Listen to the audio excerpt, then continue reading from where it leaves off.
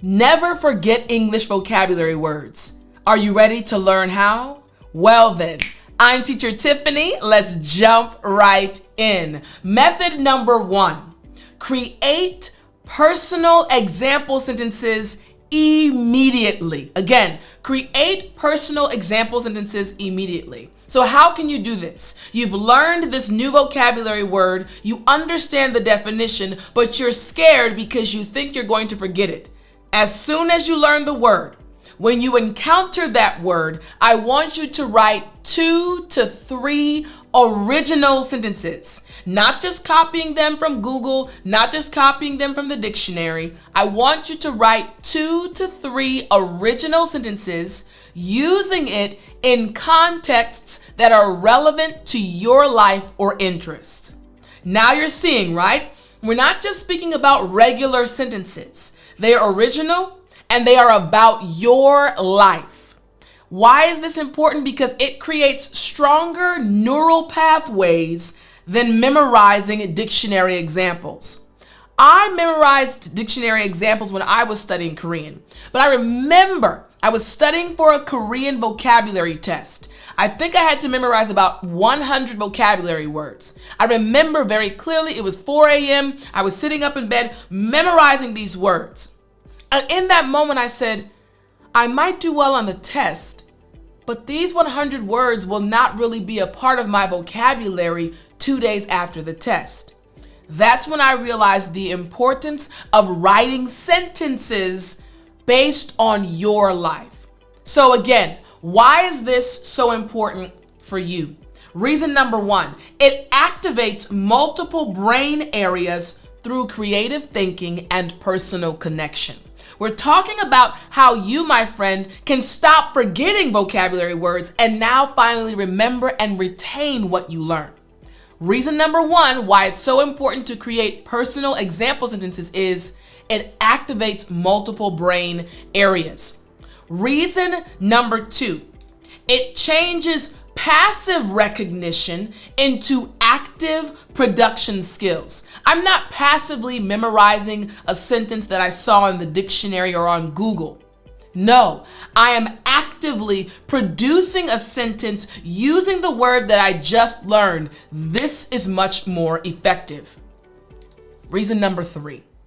This creates unique memory traces that are easier to recall than generic examples. You aren't connected to the example sentences in the dictionary, but the moment you have to figure out a situation from your life that can match this new term you just learned, and when you connect the two, all of a sudden, it'll become easier for you to recall the term in the future. So, method number 1, create personal example sentences immediately. Example, method number 2. Keep a word family notebook. I like this one.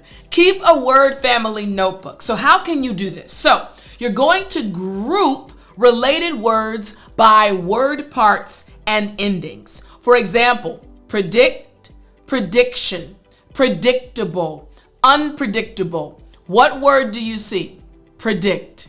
Yes. So it's a word family. Now this helps you learn 4 to 5 words for the effort of learning 1.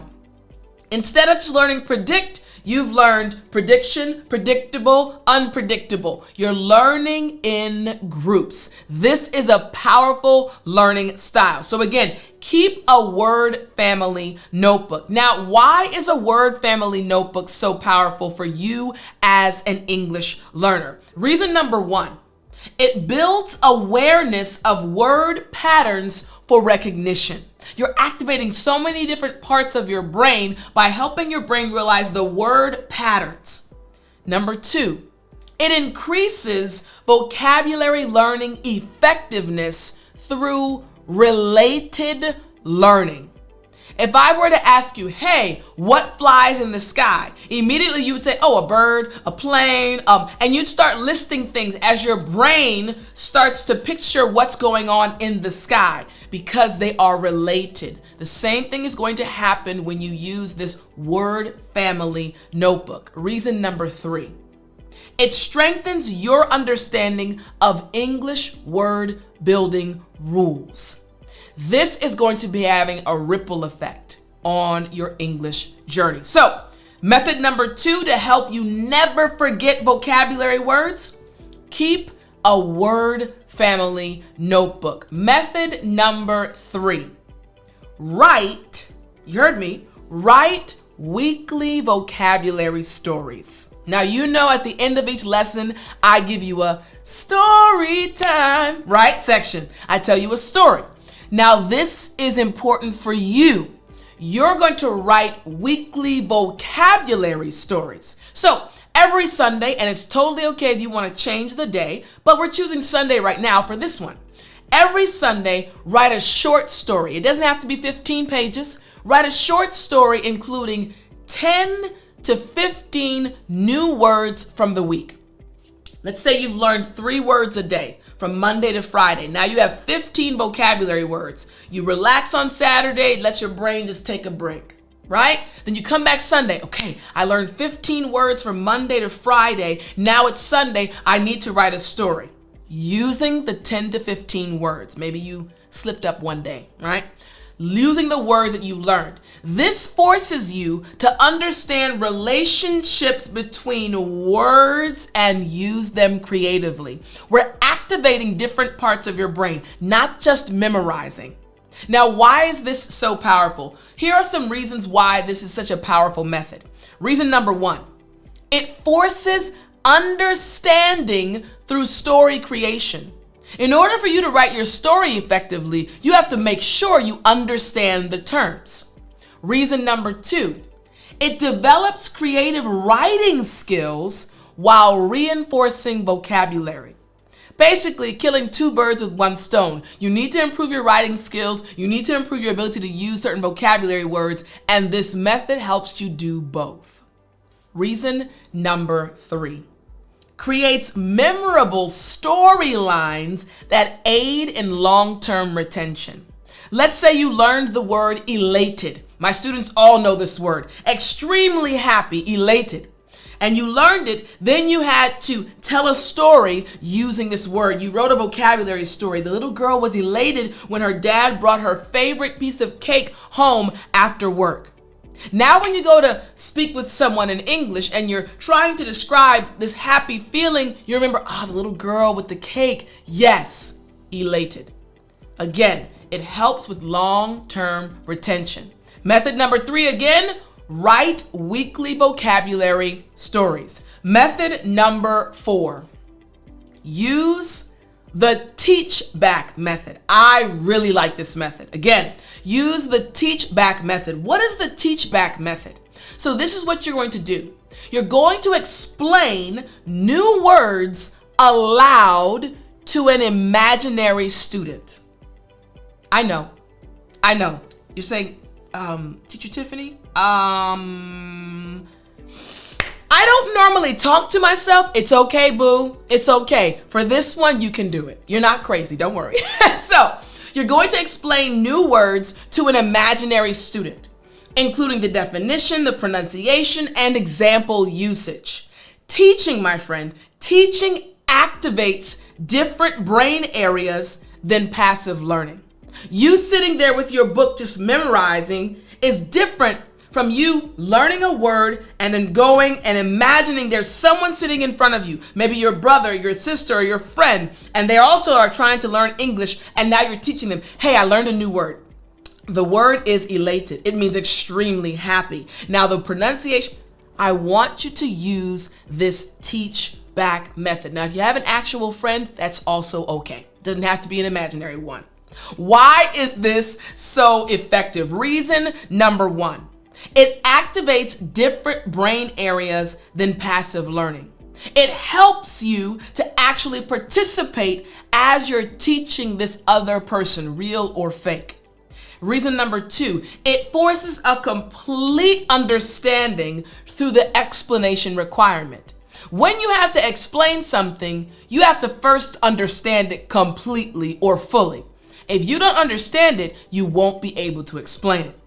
And reason number 3, This builds confidence. Confidence through practicing teaching the words. Each time you teach it to your friend or the imaginary person, you get more confidence in your ability to actually use the term. We're talking about helping you never forget the vocabulary words you learn. Number 5, create visual mind maps for difficult concepts. Sometimes you'll run into a vocabulary word that is a bit harder to understand. Maybe the term does not exist in your language. Maybe it's a concept that just doesn't really make sense to you. The word is just something you've never heard before. In these situations, you want to use method 5, create visual mind maps for difficult concepts. For example, you're going to draw connections between new, difficult vocabulary and real images or personal experiences. This engages visual memory alongside verbal memory. So let's say you have to learn a word. Now, this is a word you probably already know, but just for example's sake, the word is complicated. And let's say you're trying to learn this word complicated, but in and of itself, it's complicated. It means complex. It means difficult to understand, not simple. Wow, how am I going to remember this word? Then you get a picture of a car engine, a very intricate car engine, and you say, aha, that's complicated. That's not simple. That's not easy to understand. You need to be a car mechanic. So now when you think of the word complicated, immediately what comes into your mind? That visual representation of that car. Yes, car engine. Excellent. All right. The reasons why this method is so important. Reason number 1, it engages visual memory alongside verbal memory. This is so important to helping you remember and never forgetting vocabulary words. Reason number 2, it shows the relationships between concepts for deeper understanding. You want your understanding to go deeper if your goal is to never forget the vocabulary terms. And number 3, it converts difficult ideas into real visual representations. I am a visual learner. I love images. I love drawing. So a lot of my students, whenever they're in a live class with me, they will see me use images to describe certain things, or I'll draw a picture, or I'll show them an image. Make sense? So again, our 5th method is create visual mind maps for difficult concepts. Now we're going to move on to our 6th method. But before we get to our 6th method, I want to remind you about my app, the English with Tiffany app. Now, this is an app that will help you. Each time I teach you something, each week, if you go to the app, you can actually study. You can review what I've already taught you. So you can hit the link in the description, or you can go to your phone, whether you have an Apple, an iPhone, an Android, it does not matter. And you can download the English with Tiffany app. Again, the English with Tiffany app. I want to show it to you on the screen, but it's not coming up. No worries. Again, the English with Tiffany app. You can download the app, and each week you can study, you can review what I've taught you here on YouTube or on the podcast. And there are also other mini courses on the app. You can download the app for free and continue studying with me. So let's continue again. Now we're moving on to our 6th method. The 6th method is practice word substitution in familiar context, in familiar texts. Again, practice word substitution in familiar texts. How do you do this? Take articles you've read before and replace simple words with newly learned synonyms. This shows how advanced vocabulary elevates your expression. This shows you how, for example, a few moments ago, I taught you the word elated. It just means extremely happy.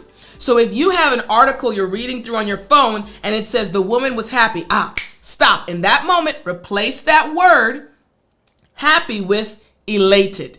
You see what's happening, right? So again, replace words that you see with synonyms, new words that you are learning. Why is this an effective method? Reason number 1, It shows practical application in real contexts. Reason number 2, it shows how advanced vocabulary improves expression quality. You can express yourself more clearly as you get more vocabulary stored in your database and you can access that vocabulary.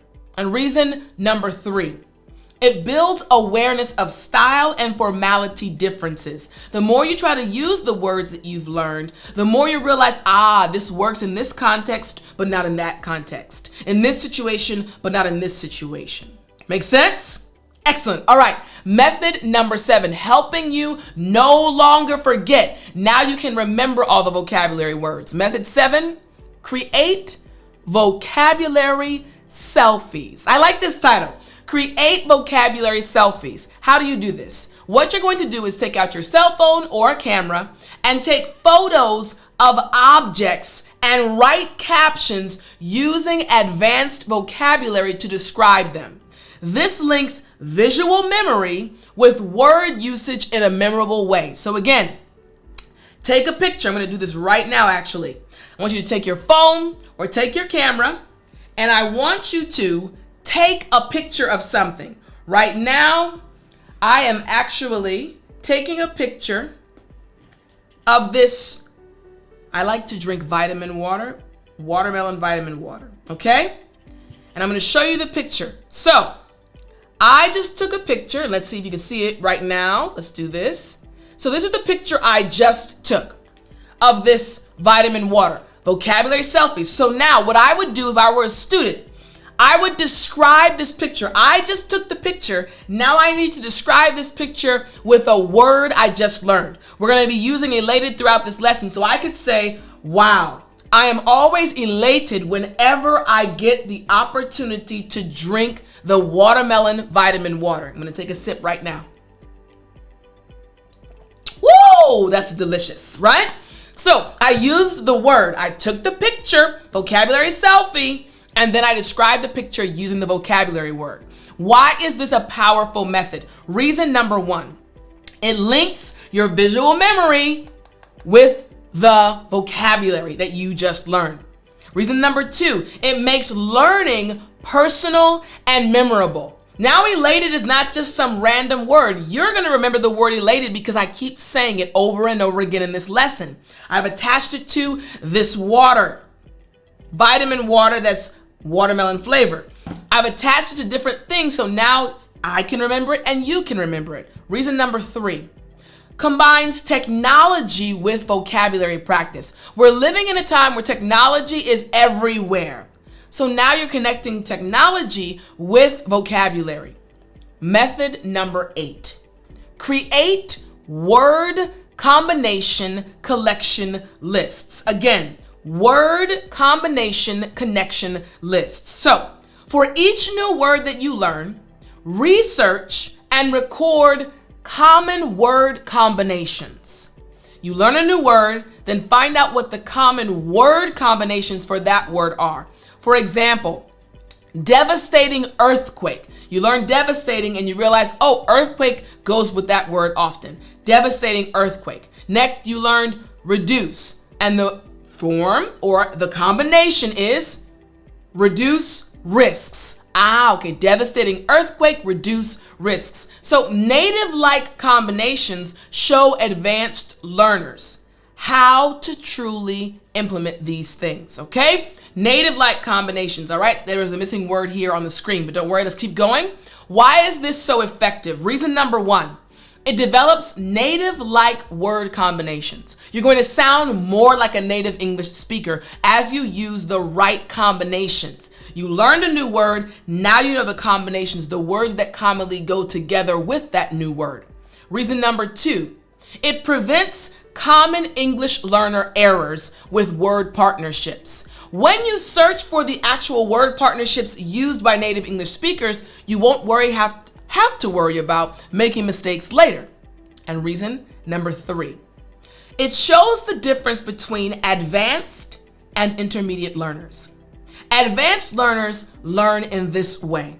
learning the patterns, the combinations that native English speakers actually use in real life. So, method number 8, create word combination connection lists. Write them down and practice them. Method number 9, implement daily word goals in self-talk. Once again, implement daily word goals in self-talk. How can you do this? Commit to using 2 to 3 specific new words in your internal thoughts or when talking to yourself throughout the day. The beginning of the day, pick 2 to 3 words that you're going to use throughout the day, whether it be when you're talking to yourself in your head or when you're speaking out loud. This forces active remembering and natural mixing. Why is this so powerful? Picking 2 to 3 words and using them throughout the day. This is why it's so powerful. Reason number 1, it forces active remembering from memory. You're telling yourself throughout the day, I am going to remember these 2 to 3 words and I'm going to use them. Reason number 2, it mixes new vocabulary into natural thought processes. You already think about certain things almost on a regular basis, and now you're just adding the new vocabulary words.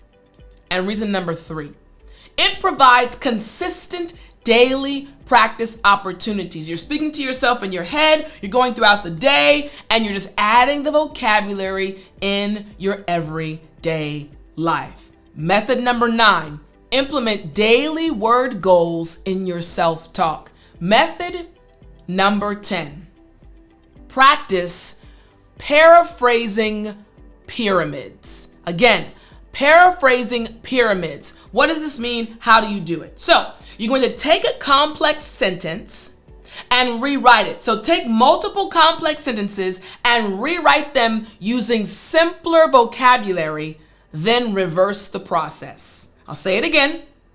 Take complex sentences, rewrite them using simple vocabulary, and then reverse the process. That simpler version, make it more complex.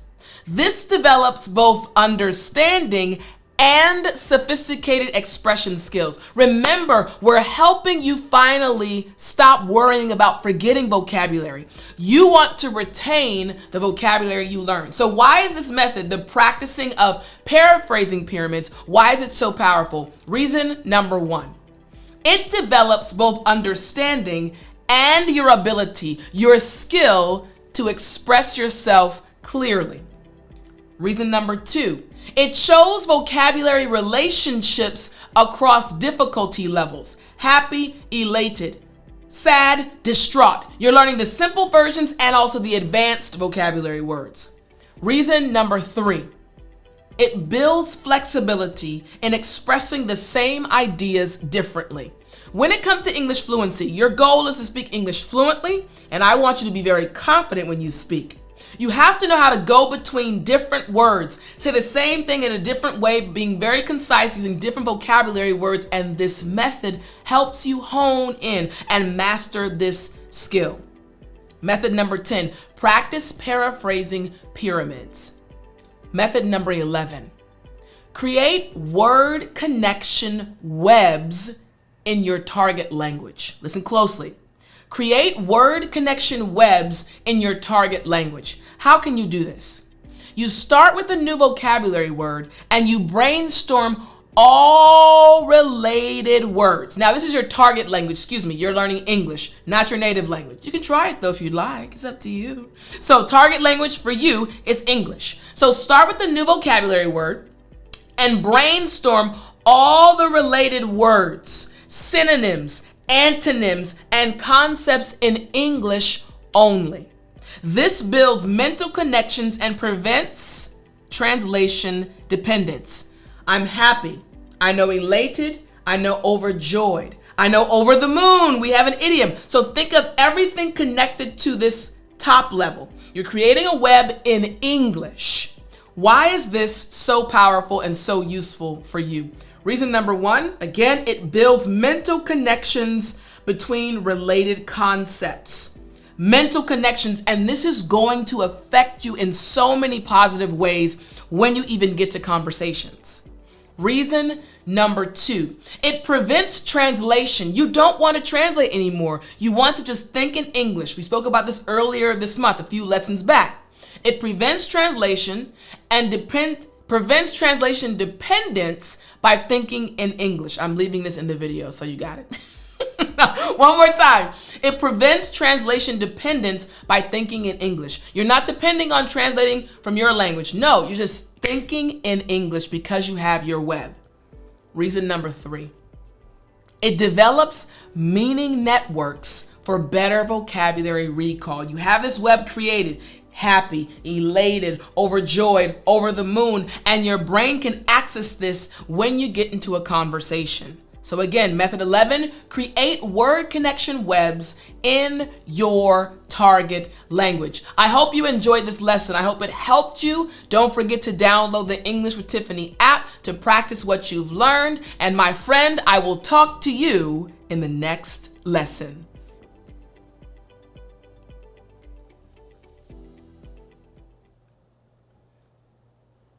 You still there? You know what time it is. It's story time. Hey, hey, hey. I said it's story time. All right. This is a funny one. Okay. So your teacher, me, Teacher Tiffany, I have always been an athlete. I played in grade school. I played in high school. I played in college. In college, I was voted the most athletic female out of every female in college. So I have always enjoyed sports, playing sports, and being very active. Now, I am in my 40s now. The desire has not stopped to be active, right? My body does not respond the same way it did when I was in my 20s, but I still love being active. Anyway, so my friend, several months back actually, he messaged me and said, "Hey Tiff, do you want to do something fun for the summer?" I said, "Okay, sure." He didn't tell me exactly what it was initially. And I said, "What is it?" He said, "Oh, we're gonna join." I said, "Do you want to join he said, "Do you want to join a flag football team playing down in DC on Sundays?" I said, "Sign me up." I loved it, right? Flag football, co-ed, females, males playing together. I said, great. I played flag football all throughout college. I love it. So flag football meaning you're not tackling, you're just grabbing someone's flag, but you still get the same exercise. It's really good. So I said, okay. So I was excited. I hadn't played in so long. I was looking forward to it. Now I'm active. I walk about 4 miles every day, usually every day. So I stay fit. I eat well. You know, I had my watermelon juice, right? The water, vitamin water. So I care about my health. So I remember going out there the first day. I said, oh man, it was a summer day, beautiful. Everyone's out there. I met the team for the first time. My friend was there, but I met the other team members, excited. So they were like, okay, Tiff, we have to have a certain number of females on the field at all times. So do you mind playing defense and offense? I said, no problem, brother. I'm an athlete. This is talking to the captain. So I get out there. When you're in the game, when the adrenaline is rushing, you don't feel anything. This is going to be important later. In the game, playing defense, blocking, making sure people aren't, I'm just doing it. I'm like, yes, this is great. I loved it. Didn't feel a thing. Had a great time. Offense, caught a few catches. Felt great. First game, unfortunately, the team we played was amazing, so we didn't win the first game, right? But I had a great time. It was good, camaraderie, teamwork, felt great. So hour and some change, went by, game ended, so everyone says goodbye. I'm heading back to my car, and all of a sudden I realized, wait a minute. I'm not moving as fast as I was when I came to the game.